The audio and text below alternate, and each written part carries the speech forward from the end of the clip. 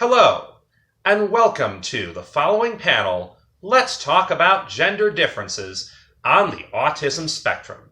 My name is James Williams, and I will be your panel moderator today.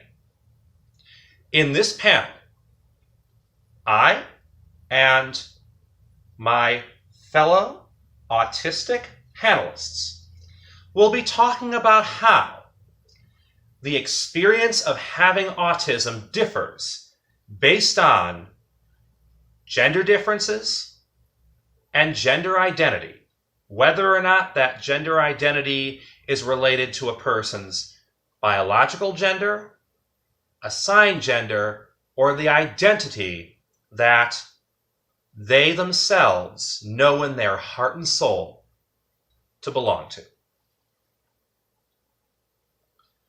During this panel, I will be asking several questions to the panelists, and during each round of questions, my fellow panelists will share their answers first, and I will give my response to each question afterwards.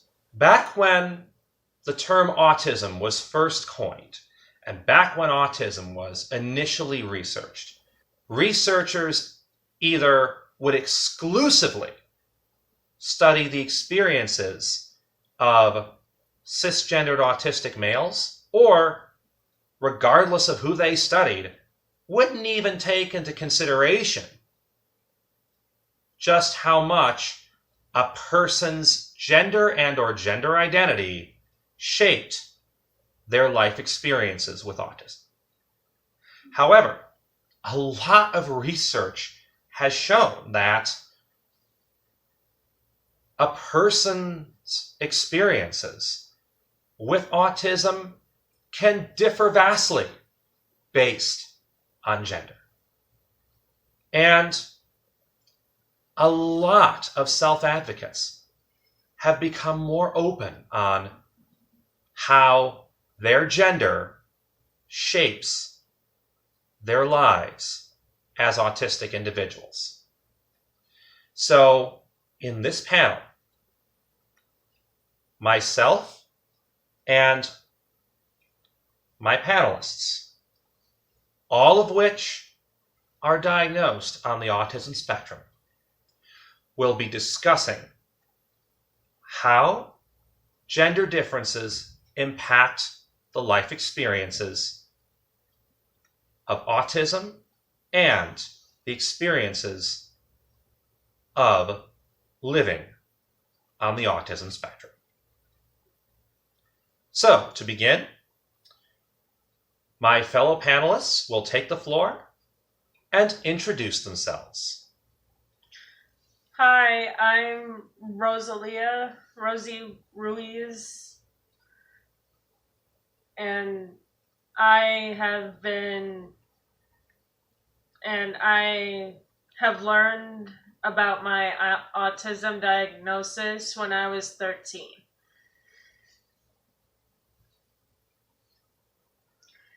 Hi, my name's Kai. I was diagnosed with my autism at age 3, but I didn't learn about it until I was about 10 or 11. Hi, I'm Kenzie, and I was diagnosed with autism. I don't really remember what age I was diagnosed at or what I found out about it at, but I was diagnosed with autism, and I think I remember it was in elementary school. And, as I've previously mentioned, my name is James Williams. I was first formally diagnosed with autism at the age of 3. Although I was first formally diagnosed with autism at the age of 3, I have had subsequent diagnostic renewals at different times in my life, and I did not learn I was autistic until my mother told me when I was 8 years old. However, although the age of 8 was when I first learned I was autistic, I had already suspected that there was something different about me compared to other kids around me long before I learned about autism when I was 8 years old. So, to begin, my first question for my panelists, which I will also answer myself, is, how has your gender, whether you prefer to use the term gender identity, assigned gender, and or biological gender, how has gender and or your gender identity impacted your life experiences as an autistic individual? I never really had a lot of issues for my gender and for a person with autism. I've never really had those kinds of issues or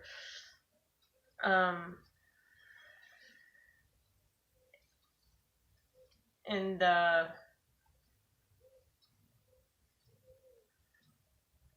that's about all I know. I'm sorry. Well, you might think that, but the fact is, as someone who identifies as female, you live in a world that levies social expectations on you as a female that differs from those who identify as male. And you've probably had times when you struggled with social expectations or were told something was inappropriate, not necessarily realizing that the reason why people were telling you it was inappropriate was because that rule was specific to what society expected you socially to follow based on identifying as female. So you can talk about that possibly. Okay. Well, yes, I have gone through some struggles in the past as a female. For example, when there was this one time when I accidentally went into the male's bathroom, and I just felt so embarrassed, and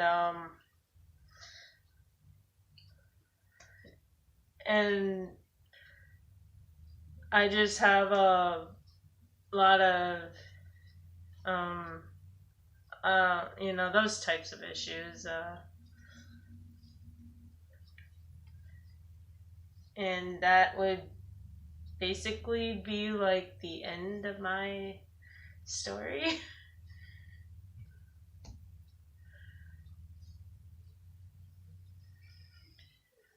I'm Kai, like I said earlier. My gender identity is non-binary. I was assigned female at birth, and that certainly made things complicated for me. Very much so. Even though I was assigned female at birth, the vast majority of the time,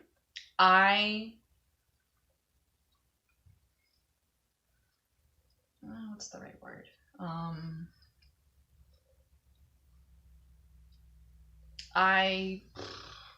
So there's gender identity, that's how you feel on the outside, but then the way you portray your gender expression. That's it. Yes, thank you. Mm-hmm. So my gender expression growing up as a kid was much more masculine, despite the fact that my assigned gender was female. And this was a head scratcher for a lot of people because I kind of took it to a degree where it was kind of beyond what some people would consider to be tomboyish, right? where you may wear more baggy clothes, or you may be more into sports and whatnot. I actually liked dressing in men's garb. Like, I remember there was this one time I went and I got this sporty men's jacket, and it wasn't even the right size for me. It was like 2 sizes too big, but I liked that it was more masculine, and it made me feel better, Not as much as it would have had it fit me properly. That was kind of a double-edged sword there, because number one, it helped me portray my gender identity and express it better, but it also made me a little self-conscious because it was kind of falling off of me a little bit. But that's just one example. What was more confusing, or maybe equally as confusing, was there were also times when I felt a little bit more feminine. There would be times where I would love getting dolled up, right? Where I would love to put on a dress, put on some heels, put on some makeup, do my hair, that sort of thing. And I haven't felt that way in a long, long time. But I have felt that way at certain points in my past. Not very often. The vast majority of the time, I do feel most comfortable expressing my gender in a masculine way. And that definitely made things complicated for me, especially with the existence of gender roles and expectations. Like, I didn't feel like the roles or expectations of males or females fit me perfectly. And so that made it difficult for me to feel like I really fit in with everyone else. And I think it may have also been a reason why I was kind of left out by some of my peers in schools growing up. Especially my male classmates. I don't know, I think I may have confused them a bit. I was literally the only assigned female in our class that actually stubbornly refused to be left out of recess activities and sports like chucking the football around or shooting hoops at the basketball court or playing kickball. Like, I would literally throw myself into the fray just to be a part, just to participate. And that, I think they were like, what the heck is this chick doing? And so I really can't blame them. I think back then, even with us being so young, gender roles are really impressed on us. It's all around us, and in relationships, in families, in media and books, it's all around us. And I think when someone goes against that, it's kind of like, what? So, and that's just a few of the things that made my gender identity and coming to terms and being comfortable with it a bit of a puzzle growing up. So with that, I pass. So for me, as a female, I was more of a tomboy, and I didn't really like makeup. I never wore makeup, so it was a little different for me, as everyone else in school wore makeup and I did not. Everyone played sports, I did not. Everyone liked dressing up, I did not. Well, now it's a little more relaxed, like, yeah, I'll like to wear a dress every now and then. But yeah.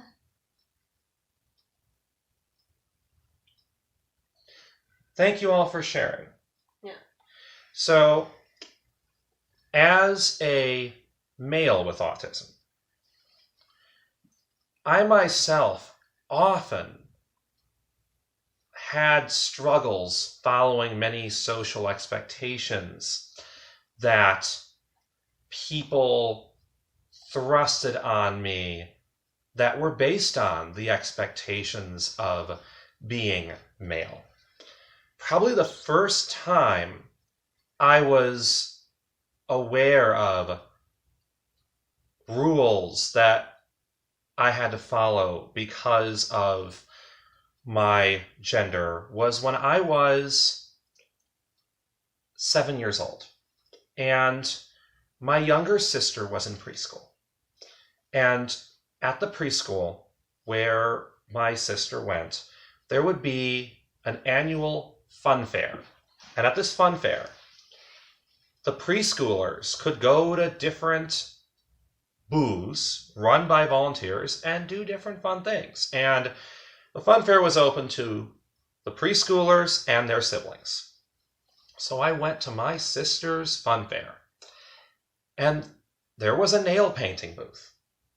And I asked the volunteer if I could get my nails painted because, I saw the color of the nail polish. I thought the color was cool, and I thought, hey, getting my nails painted was a fun thing to do. Plus, I had just gotten my face painted, and there was a face painting booth, so why not get my nails painted if a bunch of kids were getting their face painted, and I just got my face painted. So I had the volunteer at the booth paint my nails. I then happily showed my colored nails to my parents. I thought they were going to praise me just as they had previously praised the painting on my face. I was wrong. They immediately got upset and said, James, only girls paint their nails. Boys don't get their nails painted. And then I went to places in the community and showed my nails, and I was told the same thing. I was told, James, boys don't get their nails painted. Why did you get your nails painted? And I could not understand why so many people were angry at me for getting my nails painted just because I was a boy and boys shouldn't get their nails painted.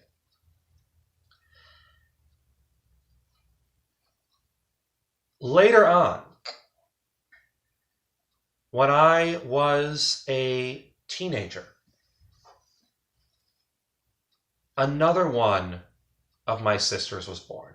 I was 13. And because I was the oldest in my family, I often helped look after my little sister. I would often go places with her and her friends. Yet, once again, a lot of people were saying, boys shouldn't look after children. Boys shouldn't care for kids. And a lot of people judged me negatively as a teenage boy when I looked after my sister and her friends. When I went to high school, I then went through another gender struggle in that due to my social issues as an autistic person, I had a hard time fitting in with my other male peers, and a lot of my friends ended up being female. And when I was interacting with my female friends, I noticed something very interesting. I noticed that many social behaviors that I had been disciplined for engaging in and told were inappropriate for years, my female friends were engaging in freely without being judged as behaving inappropriately doing so. In contrast, there were things at the same time that I was doing freely as a male that my female friends were getting judged as inappropriate for doing so. And having those friendships helped me understand just how much a person's gender, when combined with the social struggles of autism, can really shape how the world perceives their behavior. Because in the end, my female friends and I both had autistic symptoms in common.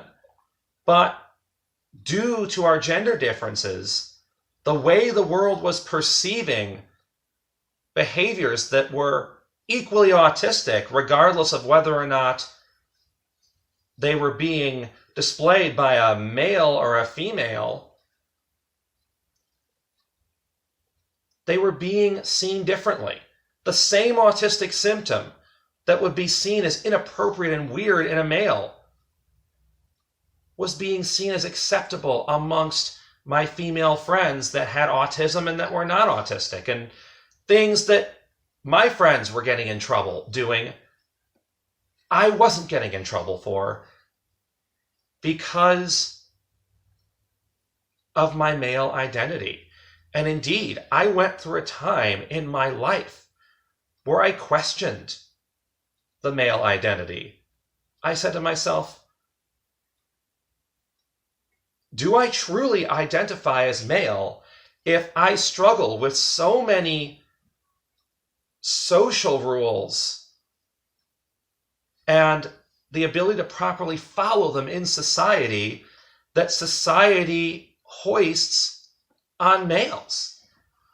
I mean, I'll never forget when I observed how my female friends were not getting judged if they cared for their younger siblings or if they went out and babysat other kids, while I couldn't even look after my sister without people judging me. And obviously, no one cared that my female friends were painting their nails, but oh, it was such a big deal for me to paint my nails. And I thought to myself, what is my gender identity? And I spent several years questioning that identity. And after several years of questioning, I came to a conclusion that was different than many non-binary individuals I would eventually meet and befriend, but still through a similar process. I came to realize that the struggles I was having related to my gender identity were societal. They had nothing to do with my male body. They had nothing to do with being born male, whether or not you want to call that being biologically male or assigned male. They were based on societal constructs that had nothing to do with biological manhood. Gender norms at their finest, right? Exactly, Kai. Yes. And I can still identify as male, yet struggle with those gender norms and still try to challenge them. But at the same time, assert my right to be myself and challenge those norms as a cisgendered man while still fighting for and supporting the individuality of other people in the process. Diversity, not uniformity, is what works. Yes. Exactly, as the philosopher Daniel Quinn famously said. And I can be engaging in behaviors that might rhyme with gender confusion, but have nothing to do with gender confusion. Like males can do feminine things just as females can do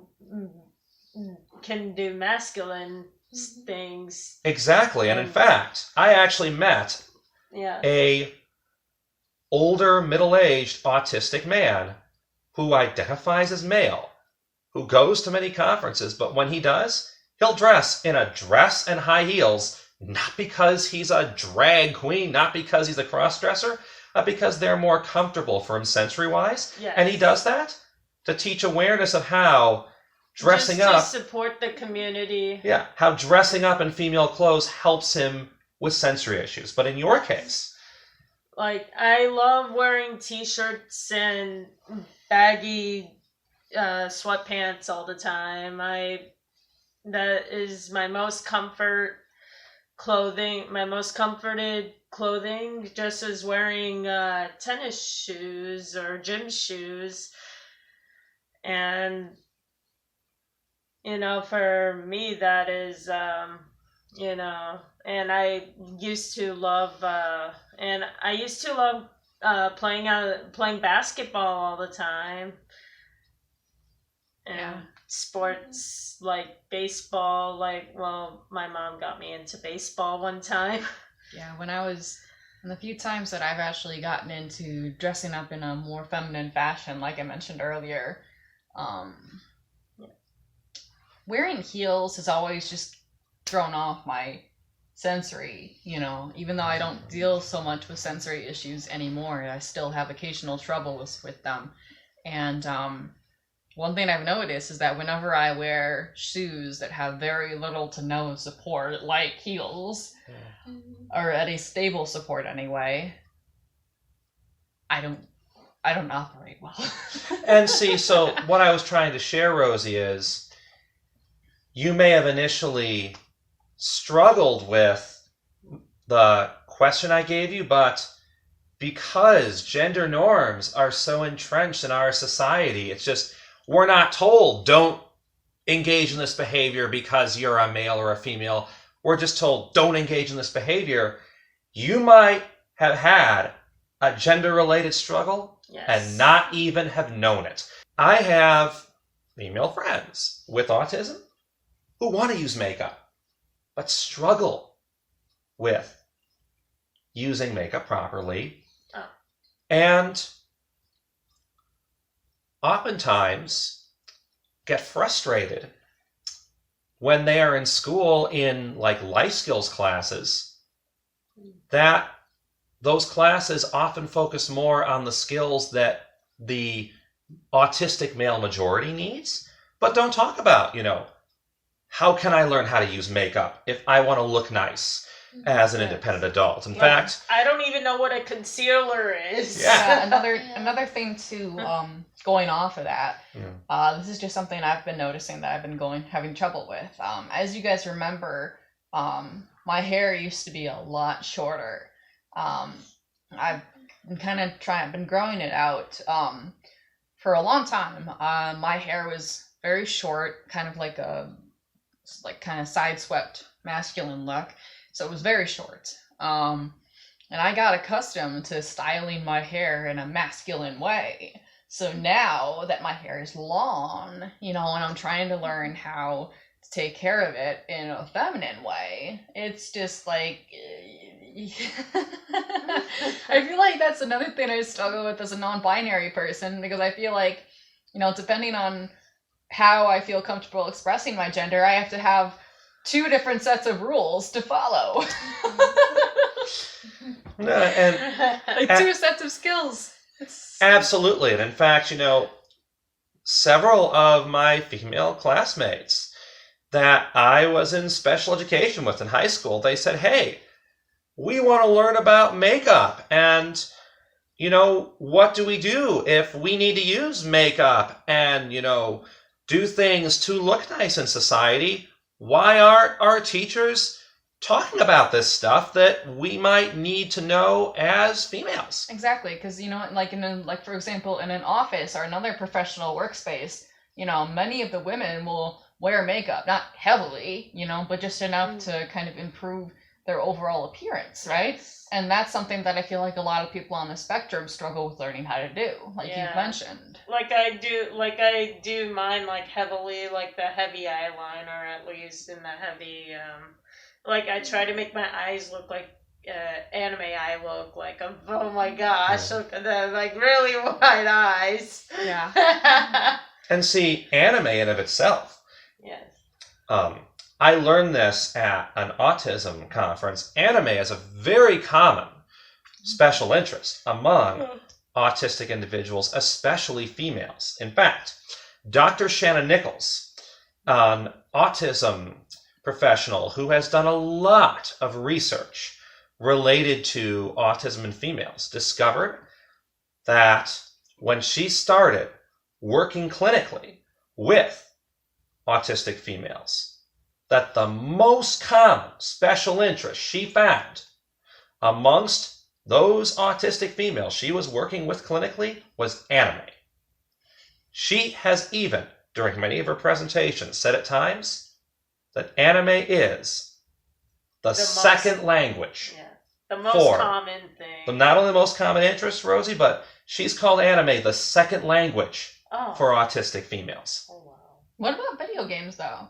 Video games, too. I mean, I feel like video games would probably come in a close third, wouldn't you say? Absolutely. I mean, video games, too, because video games are part of the anime community. I mean, they're not anime, they're just... I mean, some video games are based off of some anime, but most of it is just animation, like Wii Sports, and Wii, those Wii Fitness exercises, those are just animation. Yeah. But another thing too, related to autism and video games is executive function and finer motor function is said to improve for people on the autism spectrum with a certain amount of video games on a regular basis. But not, and it's not. And I mean, it's not all video games though. Like, it's mostly for games that require a lot of focus, a lot of rapid movement and stuff like that, a lot of attention, and, I don't know. So some games that are examples are Assassin's Creed. That's one example of a game where if an autistic person were to play that for 15, 20, 30 minutes a day, right, then they may very well find that their finer motor skills and their executive function might jump up a little bit, right? Yes. Because, the hand-eye coordination is improved, which helps to increase finer motor skills. The the brain's control of movements of smaller ligaments like your fingers. It helps with that. With regards to hand-eye coordination, movements in response to stimuli. Like I don't know if you guys have ever played Assassin's Creed, but there are times where you get caught, and then you have to use these parkour skills to, escape from the enemy, so to speak, right? And hide. And see, what you mentioned regarding video games also relates to a gender expectation, because video games are a common special interest among autistic individuals of many gender identities, yet society often tends to associate video gaming as a male interest and often sees it more acceptable for males to engage in that interest. Now, thank you for your insights, and we could continue this impromptu discussion, but it is time to move on to our next question. Heck yeah. Thank you all for that remarkable impromptu discussion that we just had. Although that does only give us room for one more formal question, in actuality, the stuff we just talked about actually was pretty much the stuff I was going to formally ask in this panel. So in the end, no question was actually missed in the long run. But we are now going to continue with our second and final question. Have any of you had any autism-related developmental issues or struggles with any expectations that were thrust on you that were specific to gender and or your gender identity? Well, to be fair, I have had a few struggles with my autism development, and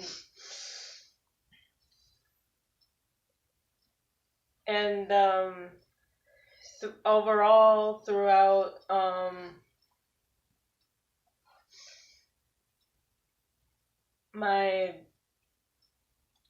when I didn't like the one thing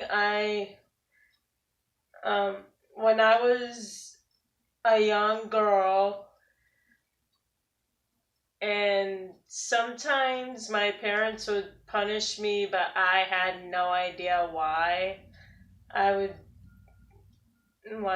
didn't understand it quite well why I was being punished. But in the end, I noticed that it was something inappropriate that I might have done, but I didn't know that that was inappropriate. And that is overall, that's about it for my answer.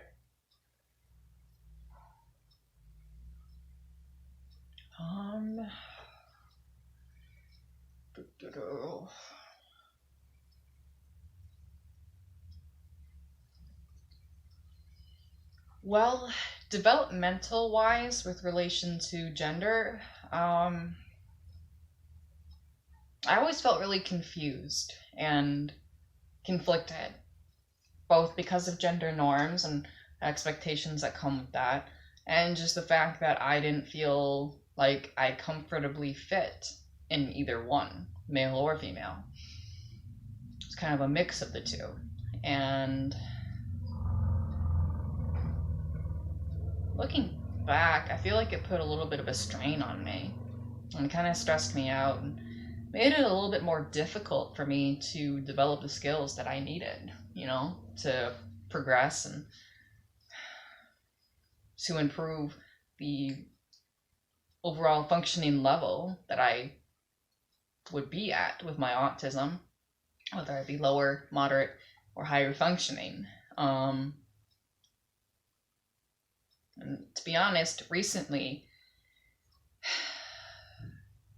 in recent years, since I've come out as being non-binary and really started to express myself, looking back, I remember that it was a lot more difficult for me to process things and to focus and to remember things and recall things and to understand things.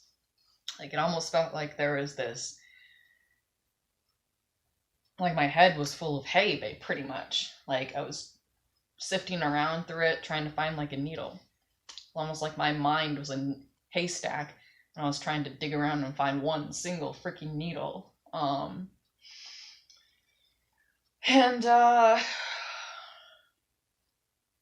I think part of that was the strain of trying to conform to a gender identity that was not me, that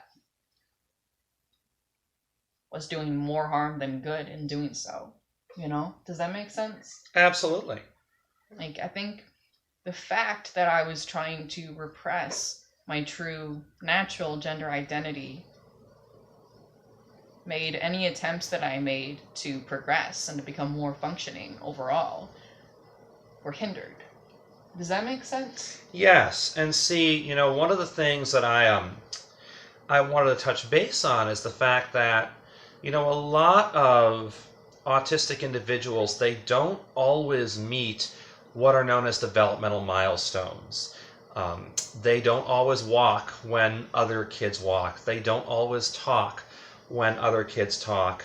And although some of those developmental milestones are gender neutral, there are some developmental expectations that are gender specific. I think about the fact that,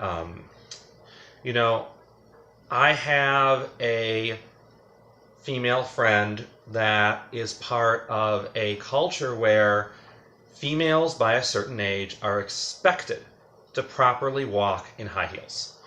And this individual, because of their autism, it was not easy for them to walk in high heels. And my friend's parents were telling me how hard it was for her to walk in high heels, yet made it clear that in their culture, wearing high heels is a developmental expectation for a female. Yeah. Yeah, and almost like, I don't know, it's the best way I can describe it is the strain of trying to repress my gender identity, which had ultimately hindered my developmental progressive milestones, my ability to reach those. It almost felt like there was a haze, like some hazy feeling in my head, like I'm there, but at the same time I'm not. Does that make sense? Yes. Yeah, that's kind of the gist of it. And that did, in part, I think, limit or hinder my ability to reach those progressive milestones. So, yeah. That's the only thing I can think of right off the top of my head. So, that all passed. All right. So for me, like growing up as a female, I wasn't interested in a lot of what other girls were doing, and I was kind of confused as to why. Like, I remember when I was younger, my sister would always do her makeup in the bathroom, and like I was so confused. Like, why are you doing this? Like, why?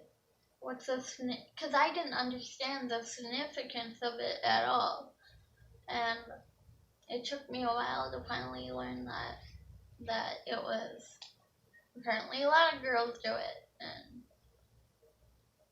I never did. Like, I remember trying it once, and it didn't feel natural, and my lips felt like they were trapped, so it wasn't for me.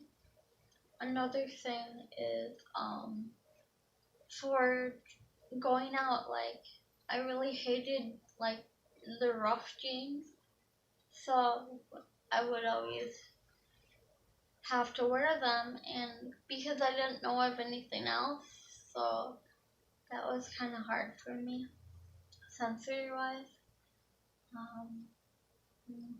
That's it. And one more thing I forgot to add. Once when I was wearing a dress, and I forgot I was wearing a dress because I normally wear sweatpants and a t-shirt at school. Like, this was when I was in elementary school, and I like to kind of like upside down. Like, I kind of like to hang from the bar upside down with my legs, and all of a sudden my dress like flew. Like, when I was hanging upside down, my dress was like whoop, and it basically showed like everything. So that was another struggle that I had, and that would be the end of my question. Thanks for sharing, everybody. And see, one of the things that people often forget is that gender can play a big role in what we're expected to do at different stages of our development as children and adolescents. Like, one struggle I often had growing up as a male is that, you know, males are expected to be physically strong. And when I was in school, PE was hard for me because due to my autism, I didn't have the physical strength that other boys did. In fact, I had lower muscular strength, and low muscle tone, aka low muscular strength, is a symptom of autism for some autistic individuals, male, female, and non-binary alike. But when you are a male and you have low muscle tone, you often can stand out because as a male, you're supposed to be strong. You're supposed to be physically active and like rough and tumble play and physical activities. And oftentimes in PE, things that were energizing other boys were just exhausting me. Like, I was supposed to engage in the physical games. I was supposed to complete certain feats of strength when I didn't have that strength. I was supposed to jog several laps. I couldn't jog a single lap. I was supposed to do pull-ups in the 5th grade. I couldn't do a single pull-up. And a lot of, play for boys is very physical and has a lot of physical activity. A lot of boys want to play tag. They want to run. They want to chase. And I would remember trying to chase other kids and just be exhausted because of those strength differences. And I'll never forget when, due to circumstance of happenstance, when I was a junior in high school, I ended up being in a PE class that was mostly comprised of females. And what I noticed was that although that class involved, a lot of exercise and fitness, the females didn't judge me the way other males did for not being as physically strong as a teenage boy was supposed to be. My weaknesses didn't stand out as much with my female classmates. In contrast, the male classmate I had in that class, I was only one of 2 boys, could not understand why I was so much weaker. Could not understand why I had those struggles. Yet, my female classmates, they helped me get through that PE class. They did not hoist those expectations on me that I was supposed to be strong because I was a male. And I have to say, having that core social group of female friends in high school really helped me understand just how many gender norms were causing me struggles in life, just as much as, a lot of the sexism in society was causing struggles for my friends who were female, to the point where several of my female friends and I sat together, talked about those struggles, and realized that although sexism may give non-autistic females a disadvantage, my autistic female friends and I pretty much concluded that at the end of the day, you may have male privilege and I may go through that sexism as a female, but you are dealing with unfair gender norms too as a male. And both of us are dealing with unfairness in society based on our gender and gender identity. Yes, your struggles are different than mine because you're male and I'm female, but that doesn't mean you still don't go through struggles. And the truth is, I feel just as sorry for your struggles as you do for my struggles as a female. And we really bonded over that realization that sexism, when you have autism, in our opinion, wasn't just a total one-way street. In fact, one thing I actually started doing as an act of respect towards my autistic female friends in high school, because that reflected an expectation they struggled with, was I would periodically shave my legs and my underarms because, as females, they were expected to shave their legs and underarms. And for many of my female friends who were autistic, shaving their legs and underarms wasn't always easy. It was difficult because of either motor coordination issues or sensory struggles. And my friends and I were like, it's not fair that we have to shave these parts of our body when you don't as a male, when you still have sensory issues and other coordination issues.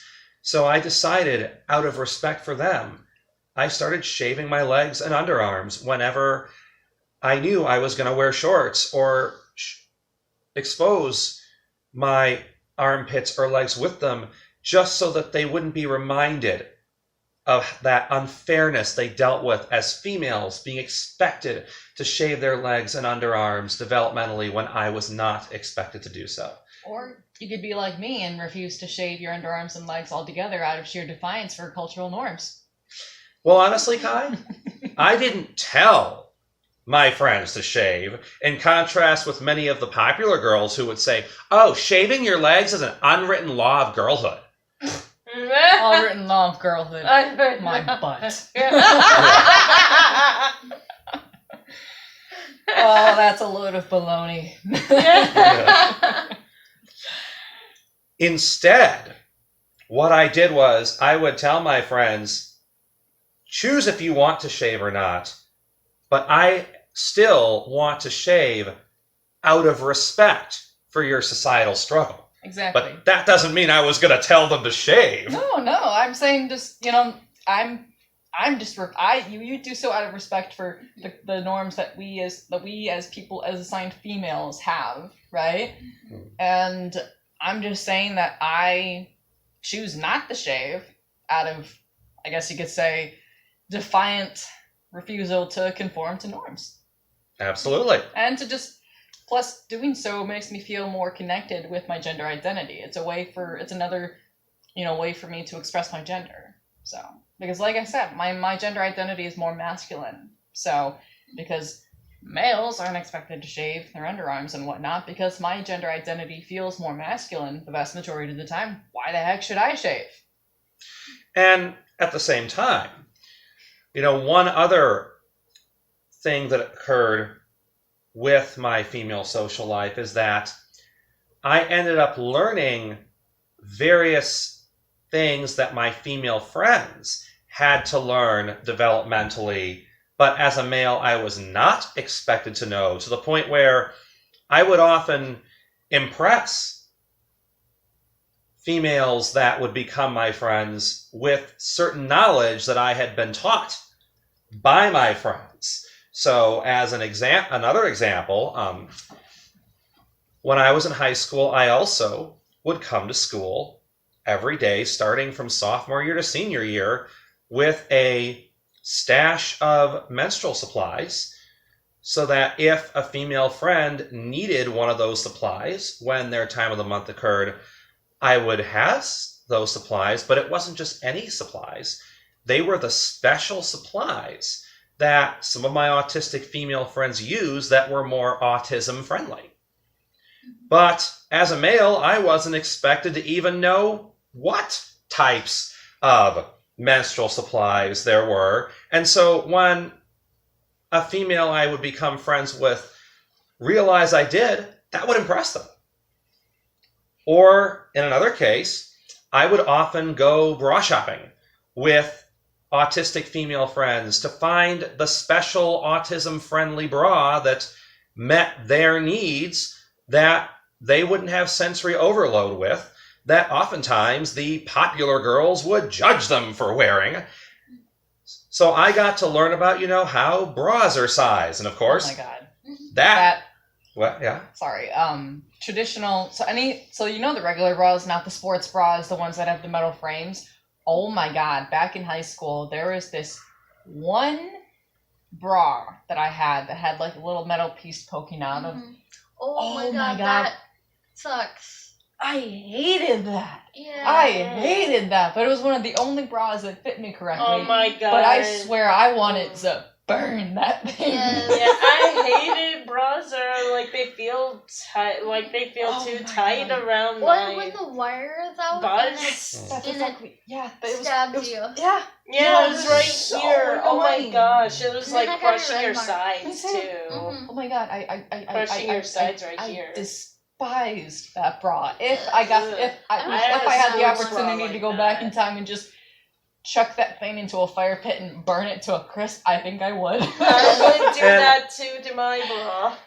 And at the same time, though, although I would sometimes impress friends by having knowledge I was not expected to have as a male, sometimes my friends and I would also celebrate or acknowledge when they completed a developmental milestone that they'd struggled with. For example, I had one female friend who struggled with shaving her legs. And I'll never forget the day when she called me up, happy as can be that she finally shaved her legs independently. And we celebrated. I went over to her house and we celebrated that occasion. Yeah, because I mean, to neurotypicals, it wouldn't seem like much of a milestone, but for an autistic person, especially one that may have motor function problems, it's huge. Yeah, exactly. It's huge. Absolutely. And we were just like, hey, this is a struggle you have, and why not acknowledge this milestone? Yeah, like my therapist says, celebrate the little things, even the ones that seem completely insignificant, because neurotypicals just take those tiny things for granted every day. Like, exactly. Like being able to drive. Not all autistic individuals know how to drive. Yeah, that's like why me, I don't know. I mean, I do know, but I don't know. Like, yeah, so that's something I take for granted. But then when I remind myself that, okay, this is a skill that not all autistic individuals have, and that's one of the little things that I should celebrate. That's probably one of the things that my therapist was mentioning that should be celebrated, because that is huge in and of itself for an autistic person to have that ability. And see, one of the things that a growing number of researchers are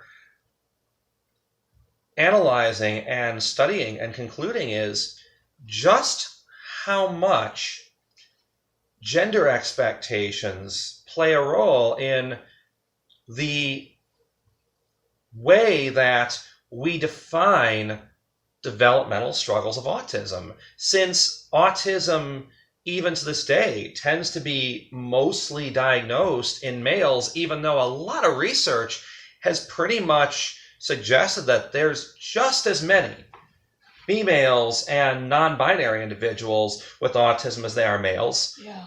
A lot of the literature and the developmental expectations that are discussed in many ways really reflects the male developmental expectations. Because supposedly, if you believe the statistics that are usually found, one in every 4 autistic children is a girl. The other 3 are boys. And see, my eyes were kind of open to that subtle expectation when I met with a female with autism twice my age, the age of my parents. And one of the things that she talked about is the fact that, in autism circles, we talk a good deal about, helping autistic adults live independently. I mean, it's just an established part of, autism research that, independence struggles are going to be a part of the struggles of being an autistic adult, that, and that independence is a developmental milestone that autistic people struggle with.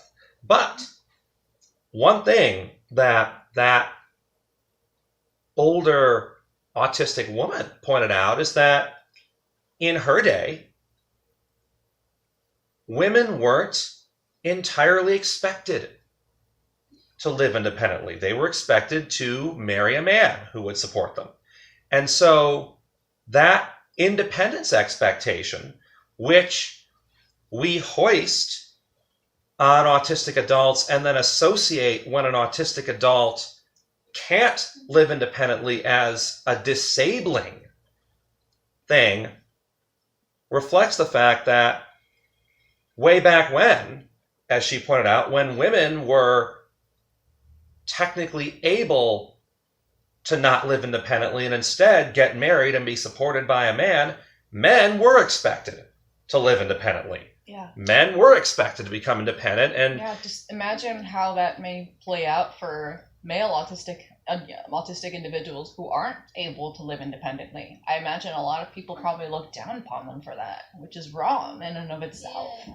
Absolutely. And her point basically is that it is traditionally the male expectation of living independently that influenced the idea that autistic people are disabled when they can't live independently, because usually it was the mostly autistic men who were being looked down on for not living independently, when in fact, although obviously values have changed since that older autistic woman was growing up, there was a time when independence was often seen of as a male expectation, and it was acceptable for a female to not be able to live independently, to instead get married and be supported by a man.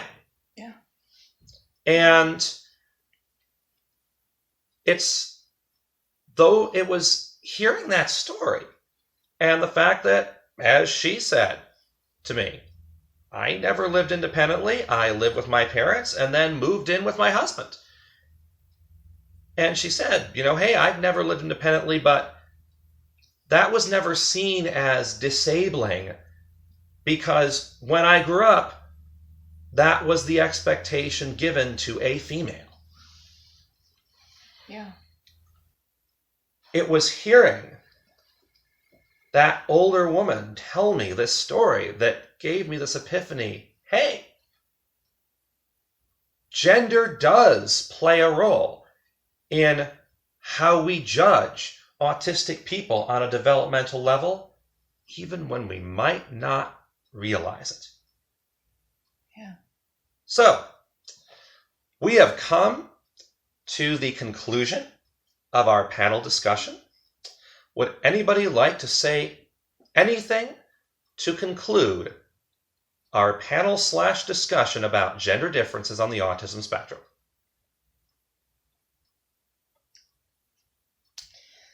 One quote that I often use as a way to keep my mind open to new possibilities and to remind myself that I don't know everything, and that in order to prevent myself from being closed-minded to new ideas, specifically to ideas that have a very broad spectrum, like autism or gender or sexual orientation.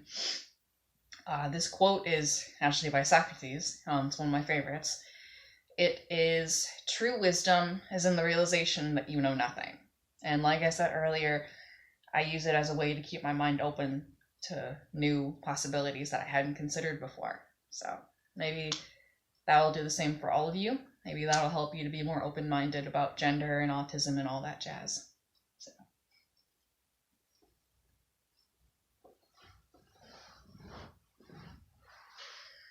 All I have to say is just be yourself and be who you are.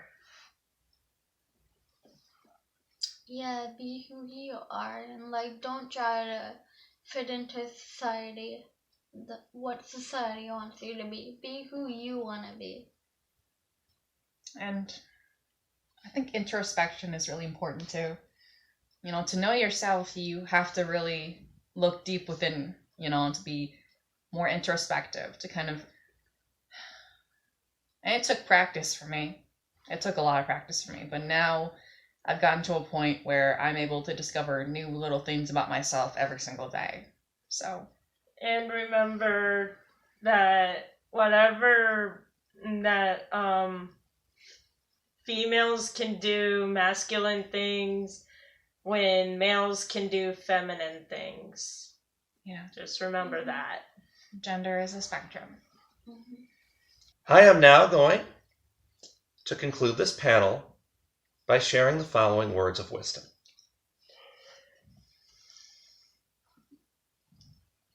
People with autism will likely always be treated differently based on gender and their gender identity. That likely will not change. But what can and should change is the acknowledgement that we need to stop ignoring how a person's gender and or gender identity impacts their life experiences, even if their symptoms and functioning level might be exactly the same as another autistic person with a different gender or gender identity. A person's gender or gender identity is not separate from their own unique experiences they may have gone through related to their autism. In addition, acknowledging those gender differences also means that we need to accept the uniqueness of people's life stories and their choices in how they express those stories. Science can discredit facts, but should never be used to discredit a person's story. Neither should the language preferred by other people. The way a person tells their story, even if it is with language that may make you uncomfortable or you may not relate to,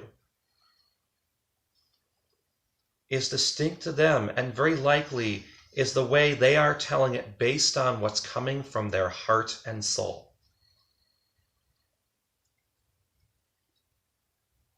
We need to stop discrediting the stories of others because of our own discomforts and instead realize that the way another person tells their story isn't necessarily because they want to offend us, but because that's what their heart is telling them to share. Just as we may use different language based on what our heart tells us, and not to take personal the language of other people who are genuinely just trying to tell their story, whose intent is not to offend or bully others. This is why during this presentation you have seen us all use language distinct to the gender binary and distinct to those who are non-binary. Because ultimately, we wanted to show that those languages may be used to offend people, but they also can be an integral part of a person's story based on their gender. And the key is not to entirely silence certain language, but figure out, how do we use this language not to offend or to discredit those who are non-binary, but instead to use it to work together so that anyone, regardless of their gender identity, can use the language that they feel applies to them while still acknowledging other comfort differences when other people tell their stories. Because in the end, we all should silence bullies and the people that want to offend us. But that doesn't mean that we have to silence the stories of other people coming from their own heart and soul in the process. Thank you very much for agreeing to participate in this panel. It has been my utmost pleasure serving as the moderator for today's panel. Let's talk about gender differences on the autism spectrum. We hope all of you watching this enjoyed our panel/discussion about gender differences in autism, and we thank you for watching this video. Have an amazing rest of your day. If you want to learn more about my work, feel free to check out my website at www.jamesmw.com. That's www.jamesmw.com. Otherwise, have a great